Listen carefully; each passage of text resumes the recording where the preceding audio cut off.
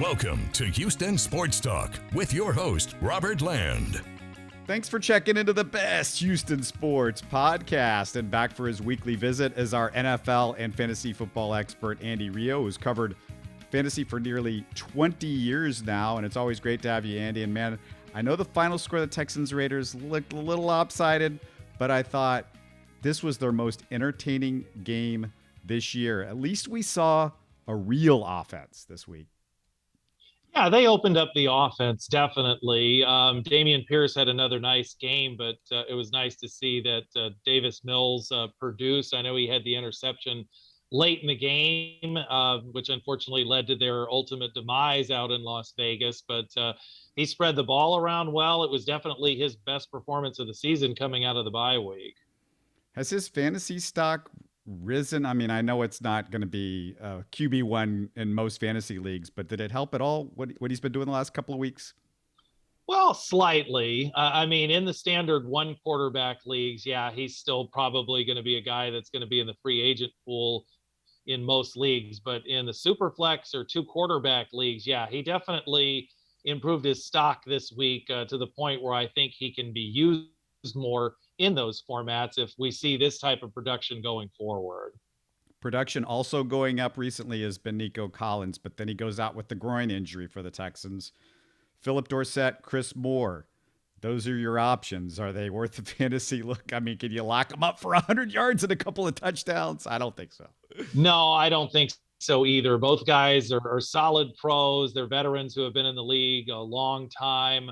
But I would think that with Collins being out, it probably means a little bit more will be funneled to Brandon Cooks. I know he's been the subject of trade rumors, but provided no sudden trade happens, then yeah, he is definitely in line to hopefully break out of his funk. I mean, he's had a few decent games here and there, but I think fantasy owners were counting on more, and the emergence of Nico Collins certainly took some thunder away from Cooks. It would help if Dorsett and Moore could catch some footballs. They've had some drop issues, of course. Could the Titans? Yeah. Could the Titans start Malik Willis at quarterback? Because there's rumors that they're going to at least use him more, if not start him potentially this week. Well, I think it all is going to depend on the status of Ryan Tannehill because he was injured during their big win over Indianapolis on Sunday. He finished out the game, but there's been some chatter that he won't be practicing much this week. Now, he's a veteran. He's obviously been in the league a long time, so he doesn't necessarily need a massive amount of practice time, but it is something to monitor because certainly Willis would bring a different component to the Tennessee offense. I mean, he's a very good scrambler, puts up a lot of yards, as a rusher and everything. That would be where the potential would lie there. He would not be a bad addition at quarterback if he does end up starting, because as we've seen in fantasy, running quarterbacks are a tremendous asset. But at this stage right now, it's just kind of speculation at this point. I mean, the Titans really have not had a great passing game this year. I mean, Robert Woods came over from the Rams. They don't have Treylon Burks right now. He's on injured reserve. Woods has not been putting up the numbers that he did in Los Angeles. Obviously, they were a more dynamic offense out there, but he was kind of the supporting cast member to Cooper Kupp, and he's having a little bit of trouble right now being kind of the lead guy. Now, speaking of guys that you're going to have to watch out for in this game, you always talk about Derrick Henry with the Titans in recent years, but he's only averaging 4 yards per carry this year. Dameon Pierce averaging 4.8 yards per carry. And you go, well, maybe the Texans have the advantage there, but we know about this Texans defense and the linebacking core and the tackling and all of the stuff that they've had issues with against the run. The Titans, great run defense. That's another thing to take into account. They're fourth in the league, Andy, against the run. I mean, this is going to be an interesting matchup for this game. Well, the thing about Dameon Pierce is even when he's in tough matchups, he's going to get enough volume to still deliver good fantasy days. But I would be very worried. In fact, I'm playing against Derrick Henry in one of my leagues this week. If you've got to go against him, I would just be extremely worried about how much he's going to feast on that porous Texans run defense. The only thing the Texans do well, though, is they're a bend but don't break, except for last week. But if it gets to the close to the goal line, maybe they can stop at least Derrick Henry from scoring touchdowns. That's my only assurance for you, Andy, this week. Yeah, I don't think they're going to stop him at all. Are you surprised they're only favored by 1.5 against the Texans? Well, I think that has to do with the quarterback situation. I think they'd probably be favored more if Tannehill was definitely going to play. So it's not as surprising as you might think, but yeah, it's a little surprising. All right, let's hit some of the bigger national stories. But before we do, just a reminder to everybody, you guys know this, subscribe, comment, like us on YouTube if you haven't already. And it's the best way to support the show. Make sure to catch our live Astros and Texans post-game shows starting with Friday's World Series game. I'm going to be with you guys live for these post-games every day until Wednesday. So from Friday to Wednesday, it's either Astros or Texans every single day. Sports Radio 610, Sean Bajani is going to join me tomorrow with the latest on the Texans and Astros season preview. And later this week, not season preview, but postseason, the World Series preview. And then later this week, I'm going to talk with a little Rockets with Frank from HTX Chop Shop. And I'm looking forward to talk about their early season struggles a little bit. They're 1-3 right now. But Andy, before we get into this major matchups of this week, the big story in the AFC South early this week is the Colts benching Matt Ryan for UT Longhorn. Yes, UT Longhorn, Sam Ehlinger. Was that a surprise? What did you think? It was a surprise, maybe not an out-and-out shock. I mean, Ryan has largely struggled this season. They have liked what they've seen from Ehlinger in the preseason, and they still will have another veteran on the roster in Nick Foles to back up Ehlinger in the event that they just fully move on from Ryan, whether they find a taker for him in a trade or just decide to cut him. Very disappointing, obviously, in Indianapolis. Frank Reich at this point, pretty much at the end of his rope coaching the Colts. So I guess he's trying this as a last gasp type maneuver. Obviously, we'll see how it turns out. I mean, it's a pretty eventful year in Indianapolis already, and we still have a long way to go. They just have never really found the full solution at quarterback since Andrew Luck retired. It's a shame for them. Phillip Rivers only played 1 year because maybe if they'd gotten a second year out of him, maybe they could have ended up finding a different quarterback solution.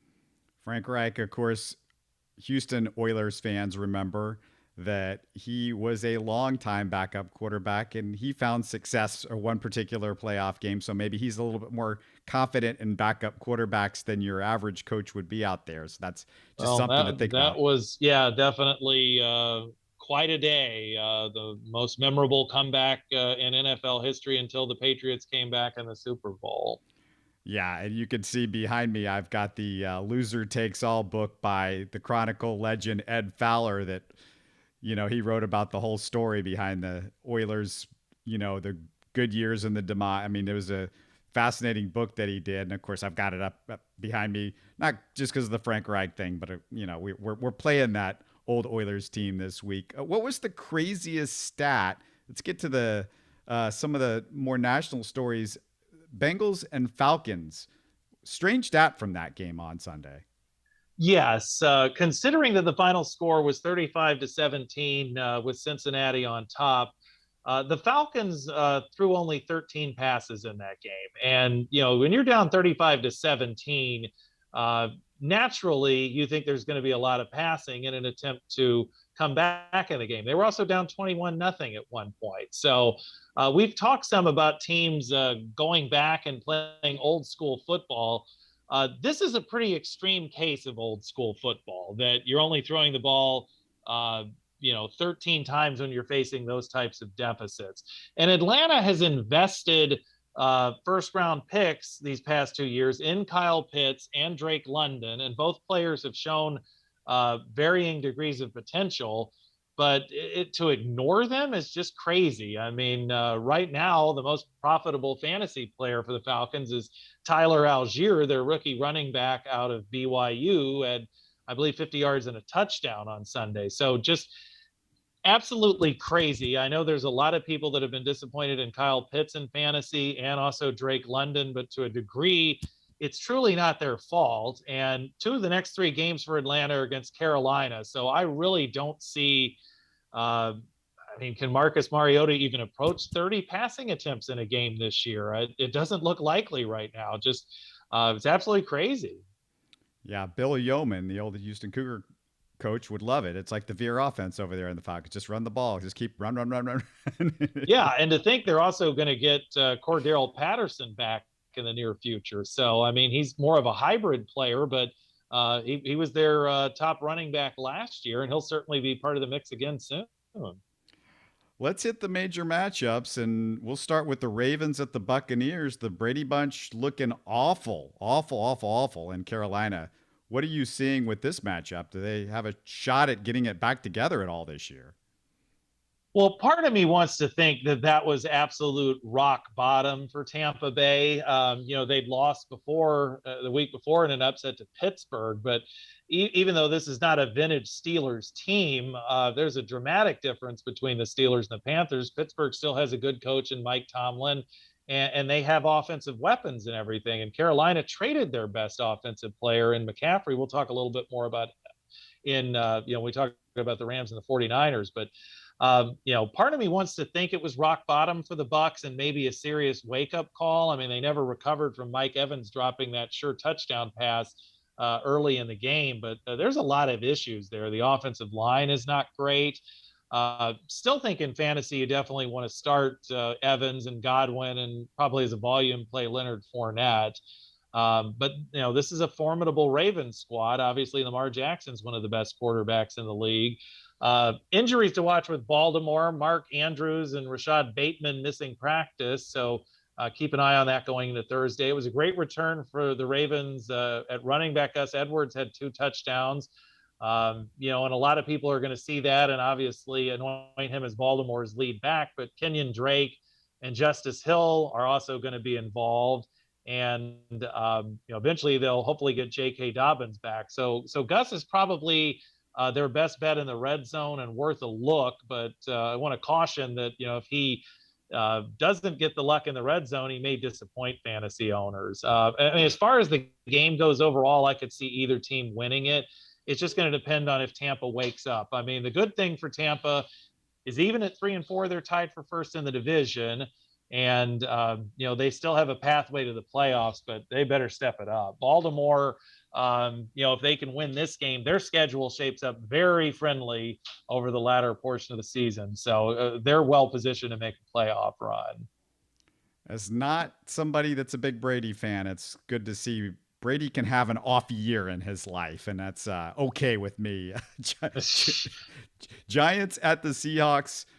Texans play the Giants in a few weeks, Andy, so I'm keeping an eye on the Giants. These two teams shocking the NFL so far. I know you got to be looking at this running back matchup in this one too. Yeah, tremendous running back matchup with Saquon Barkley against Kenneth Walker, who's been an amazing rookie running back, kind of running alongside Dameon Pierce, in that, the rookie of the year race and everything like that. Daniel Jones has performed better than expected at quarterback for New York. Most of it has been as a rusher. Hasn't really done as much as a passer, but they do have a wide receiver coming on, a rookie out of Kentucky, Wan'Dale Robinson, who looks like he may be the solution for the Giants as their number 1 receiver. So if he's out there in your league, definitely worth adding. Unfortunately, they did lose Daniel Bellinger, a promising tight end, to injury. I don't think there's really going to be a replacement on the roster that can offer what Bellinger has been offering. But Jones, Robinson, and certainly Saquon Barkley, good starts for the Giants. The big story for the Seahawks, other than just the reemergence of Geno Smith, who's turned into a quality fantasy starter. DK Metcalf left their victory over the Los Angeles Chargers with an injury. Doesn't sound serious from the chatter out there, but keep an eye on his status for this week. Obviously, if he can't go, it would put Tyler Lockett in more of a primary position in Seattle's passing game. You mentioned Dameon Pierce and Kenneth Walker having that battle for Rookie of the Year. We know Breece is out for the year. Do you feel like it's a 2-man battle at this point for Rookie of the Year? Yeah, I would have to say so. I mean, those guys are definitely carrying a significant load for their teams, especially Pierce. And they've just been dazzling. There are some other rookies who have certainly looked impressive, like George Pickens for Pittsburgh. He's had some great catches, but at this point, I mean, he's not taking on as large of a role as those two guys are. Yeah, it's hard to win if you're not running back, quarterback. One of the offensive positions. I would think most years it's going to be hard. Yeah, I would definitely agree with that. And this year was not as banner of a crop for quarterbacks as other classes have been. Did you like the Giants or the Seahawks in that game? I have a very slight lean towards the Giants just because they just keep finding ways to win. But it's a long trip, of course. Seattle's very formidable at home. Wouldn't shock me if Seattle took it. Yeah, both coaches doing a tremendous job this year with those teams. Patriots at the unstoppable New York Jets. And before we get to that game, what did you think of that Jets trade for James Robinson after, we just mentioned they lost Breece Hall? Well, and that's a huge loss because he had been tremendous for them. Fortunately, they have some good depth at the position. Michael Carter actually had a promising rookie season last year. I mean, he's not obviously in the class of Hall, but he's a productive runner. Texans fans have seen Robinson play for Jacksonville. He's still fighting his way back from an Achilles injury, but he's certainly capable as well. And I think it's a good trade for him because Travis Etienne had pretty much taken over lead duties in Jacksonville, very explosive player out of Clemson. Carter probably will be the better of the two fantasy backs. I expect he's going to take on a greater percentage of the touches in the backfield.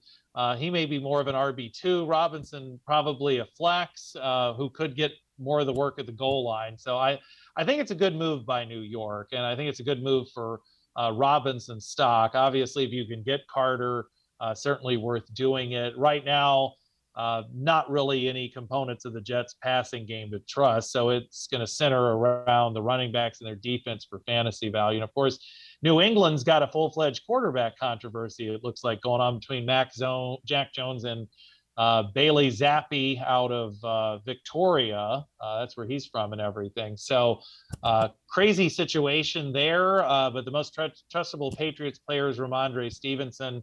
Their second-year running back. He's been impressive of late. Yeah, that's going to be an interesting little quarterback controversy kind of in New England. We weren't expecting it all. Niners at the Rams. Didn't see a lot of Christian McCaffrey this past week, but we're going to see him a lot this week, right? Yeah, we'll definitely see a lot more of McCaffrey. I mean, given that he was traded on Friday and ended up playing on Sunday, there was no way he was going to completely master the Niners playbook, but he'll probably have it down this week. And yeah, I think we'll see a lot more of him. Obviously, he and Brandon Ayuk and George Kittle and Deebo Samuel are all must start. Samuel did have a hamstring issue, so keep an eye on his status. What's interesting is I mean, to this point, all that firepower has not led to Jimmy Garoppolo putting up major numbers. We'll see if that changes at some point. Obviously, he has limitations, though. Yeah, the NFC West sort of looks like the NFC mess. Not exactly what we've expected from this division at all with what Seattle's doing. And, you got the Rams and the Niners, the Cardinals, who knows, like what are you seeing with this division right now? Well, we'll see if the Rams can get on track this week. I mean, they are coming off of a bye, so that gives teams an opportunity to retool things. They will be getting Van Jefferson back, who gives the offense a different dynamic as a deep threat, complementing the awesome Cooper Kupp and Allen Robinson, who's been a bit of a disappointment. Supposedly, the Rams also had an interest in McCaffrey, and it'll be interesting to see if they pull the trigger on a trade for another running back. I mean, at this point, Cam Akers is pretty much out of the picture. Darrell Henderson is leading the backfield. And if Darrell Henderson starts this week, you could use him. It's not the greatest of matchups, but it seems like the Rams are trying to replace him. And we'll see also if the bye helps Matthew Stafford get on track because he's had some issues with turnovers. Is there any team you like in this division at this point, or you have no idea? I think it's probably a toss-up. I mean, I want to say that the 49ers have so much firepower on offense that they could take it, but I wouldn't count out the Rams or the Seahawks or even the Cardinals. They definitely looked a lot better I know it was New Orleans, so not the most formidable opponents. They've got to go up to Minnesota. That's going to be tough this week. But with DeAndre Hopkins back, I mean, that definitely stabilized the offense. It looked a lot smoother than it had all year. Yeah, they want to give us, maybe a few first and second round picks for Brandon Cooks to make up for the DeAndre Hopkins trade. Just go ahead, give us a call. Give us the Texans a call. Cardinals. Well, eventually they'll get Hollywood Brown back, so that'll add even more to that offense. But Hopkins, yeah, he didn't look like he'd missed a beat at all after 6 games away. Oh, of course, yeah, he's a machine. Packers at the Bills, the last big matchup that I wanted to ask you about, and it looked like a dream one with Josh Allen and Aaron Rodgers, the marquee guys as far as quarterbacks. But if you seen what the Packers have done without Aaron Rodgers these days, or with Aaron Rodgers these days, it hasn't been good. Packers offense, not quite the same. Can the Packers turn this around, or is this just a rout? The Bills just look like a machine. Well, I think the Packers may still have the potential to turn things around, but it's not going to start this week on Sunday night in Orchard Park.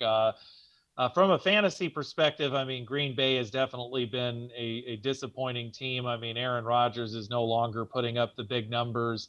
I think probably the biggest disappointment for them has been A.J. Dillon, in both in reality and fantasy. He has not looked like the dynamic back he did last year. Aaron Jones has still had his moments, but they're not using him enough. And Allen Lazard, who has been their top wide receiver, suffered a shoulder injury in the unexpected loss to Washington, and we'll have to monitor his status. If that's the case, I think targets would be pretty condensed between Sammy Watkins, who Rodgers seems to trust a little bit, and then Robert Tonyan, the tight end, who might be a streaming option this week. If you go back to week 6, Tonyan had 90 yards receiving and 10 catches. So that's pretty good for tight ends these days. That's really good, actually. But I just don't see them getting it done with all that firepower they're going to have to face in Buffalo with Josh Allen and Stephon Diggs and Gabe Davis.